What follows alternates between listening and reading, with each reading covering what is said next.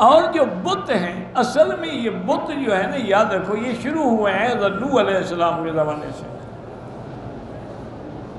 حضرت نوح علیہ السلام کے زمانے میں بعض بڑے بڑے اولیاء اللہ تھے، بزرگ تھے، اور جب وہ فوت ہو گئے نا تو ابلیس لعین جو ہے نا ایسے موقع سے بڑا فائدہ اٹھاتا ہے، تو وہ ایک بزرگ کی شکل میں آیا اور ان لوگوں سے آ کے بڑا افسوس کیا کہ یار وہ اللہ والے تھے، بزرگ تھے، اور ان سے ہم دعائیں کرواتے تھے، وہ تو چلے گئے۔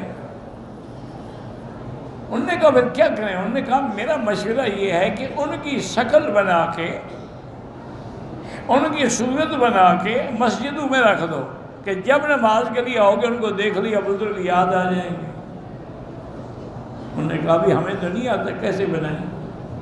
انہوں نے کہا اچھا میں تمہیں بنا کے دیتا ہوں۔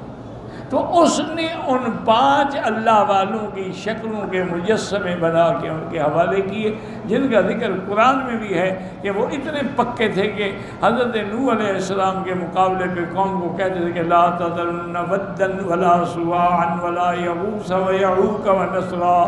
ود، سوا، یغوث، یعوق، نسر، یہ سارے لوگوں کے نام تھے، وہ مر گئے تو ان کے نام کے بت بن گئے۔ اچھا اب دیکھیں اب اللہ کی شان ہے نا، یعنی نوح علیہ السلام کے زمانے میں بھی یہ پنجتن تھے، بھائی چھٹے کا نام تو نہیں ہے، کوئی ہے چھٹے کا نام قرآن؟ آج بھی وہی پنجتن کا مسئلہ ہے۔ اللہ سے دعا کریں کہ اللہ ہدایت دے۔ تو اب اصل وجہ کیا ہے کہ اب شرکاء کے کیا معنی یہ ہے کہ دنیا میں تو بت تھے نا، اصل تو قیامت میں تو اصل اٹھیں گے نا، تو ان کو وہ کہیں گے کہ آؤ ہماری مدد کرو، وہ کہیں گے جی ہم کیا مدد کریں، ہم تو خود جہنم میں جا رہے ہیں، مدد کیسے کریں؟ اور پھر وہ یہ بھی کہیں گے کہ شاید ہم بچ جائیں، وہ کہیں گے اللہ میاں جھوٹ بول رہے ہیں، ہماری عبادت نہیں کرتے تھے، اور نہ ہم نے ان کو کہا تھا کہ ہماری عبادت کرو، ان کو تو شیطان نے گمراہ کیا ہے۔ القوا الیہم القول انہم لکاذبون، یہ جھوٹ بولتے ہیں۔ اور اسی طرح میرے بھائی ناراض نہ ہوا کریں، ٹھنڈے دل سے سوچا کریں۔ مثلا 11ویں شریف ہے، یہ پیران پیر کے نام سے ہے نا، کیا تم پیران پیر کی کسی کتاب میں یہ بات دکھا سکتے ہو کہ 11ویں منایا کرو؟ اگر ہے چلو میں پیر صاحب کی بات مان لوں گا، وہ اتنا بڑا آدمی تھا حضرت عبد القادر جیلانی، جن نے ساری زندگی اہل بدعت اور شیعہ کے خلاف جہاد کیا ہے، یہ تو ان کی کتابوں نے شیعہ میں داخل کی ہیں باتیں، وہ تو اتنے بڑے موحد تھے، تو کیا انہوں نے یہ کہا ہے کہ کرو؟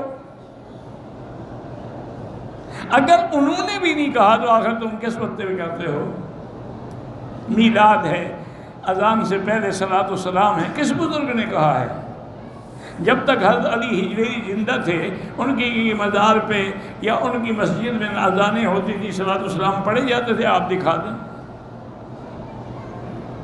وہ تو موحد لوگ تھے، وہ تو عرب سے نکلے تمہارے عجم میں توحید پہنچانے کے لیے، وہ لوگ کیسے غلط بات کہہ سکتے ہیں؟ تو اس لیے اللہ نے فرمایا کہ اب وہ کہیں گے اللہ یہ جھوٹ بول رہے ہیں، اور خدا بند کریم فرماتے ہیں کہ یہ کون ان سے بڑا گمراہ کون ہوگا جو مجھے چھوڑ کے غیر اللہ کو پکارے، اور غیر اللہ بھی وہ جن کو ان کی پکار کا پتہ ہی نہیں ہے۔ وَإِذَا حُشِرَ النَّاسُ كَانُوا لَهُمْ أَعْدَاءَ، اور جب قیامت کا میدان ہوگا جن کی عبادت کرتے تھے وہی ان کے دشمن ہوں گے، ان کے گلے میں پکڑیں گے۔ فَكَانُوا بِعِبَادَتِهِمْ كَافِرِينَ، اور ان کی عبادت سے انکار کریں گے کہ ہم نے تم کو نہیں کہا کہ ہماری عبادت کرو۔